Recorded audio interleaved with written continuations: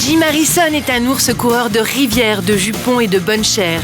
Quand ce monstre de la littérature américaine sort du bois, c'est pour défendre ses petits. Le dernier en date, Les Jeux de la nuit. 3 nouvelles où les héros violentés tentent de redonner un sens à leur vie. La moitié des histoires parlent de rédemption. Comment les gens font-ils pour s'accepter eux-mêmes? Comment font-ils pour se racheter? C'est toujours le problème. Vous savez, quand les gens d'Hollywood vont en cure de désintox, genre Lindsay Lohan et ses copines, on n'y croit pas une seconde. 2 semaines plus tard, elles disent « Je vais bien ». Mon œil, ça prend beaucoup plus de temps. Sous ses dehors bonhommes, Big Jim est à fleur de peau. Entre 2 orgies, il lui arrive de sombrer dans de longues dépressions. Une vieille blessure, un père et une sœur fauchés trop tôt sur la route. La cicatrice ne s'est jamais vraiment refermée. Nous discutons comme les gens qui parlent avec leur mort. Avec ma sœur aussi qui est morte dans l'accident avec mon père. Nous échangeons maintenant.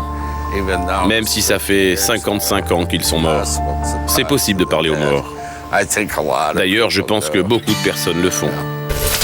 Les esprits, les fables, les grands espaces appartiennent au monde de cet enfant de l'Amérique profonde, né il y a 73 ans, dans une famille pauvre du Michigan.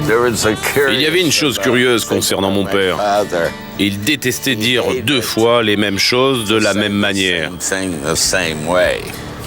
Il était extrêmement inventif dans son discours. J'ai grandi dans une culture orale où l'on racontait tout le temps des histoires.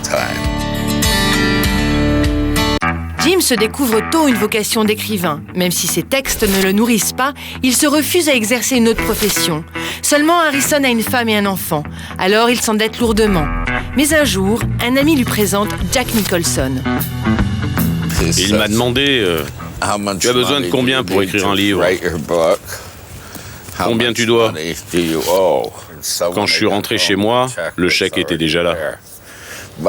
Mais l'ironie de cette histoire, c'est qu'un jour, son agent m'a dit que j'avais été la seule personne dans sa carrière à l'avoir remboursé. Grâce à cet argent, Harrison écrit son premier succès, Légende d'automne, ensuite adapté au cinéma. Jack Nicholson le convainc d'écrire pour Hollywood, mais l'écrivain va vite comprendre qu'il ne partage pas les mêmes valeurs que les studios. Je me souviens d'un coup de fil d'une directrice d'un grand studio d'Hollywood qui était très en colère après moi. La femme m'a appelé et m'a hurlé « Tu n'es juste qu'un écrivain ». C'était très comique. Faites gaffe aux personnes portant des costumes cravates. Les cravates, ça rend les gens stupides.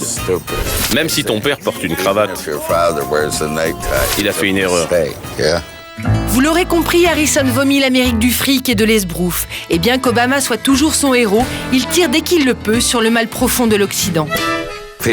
Les gens achètent ce dont ils n'ont pas besoin. Le centre commercial.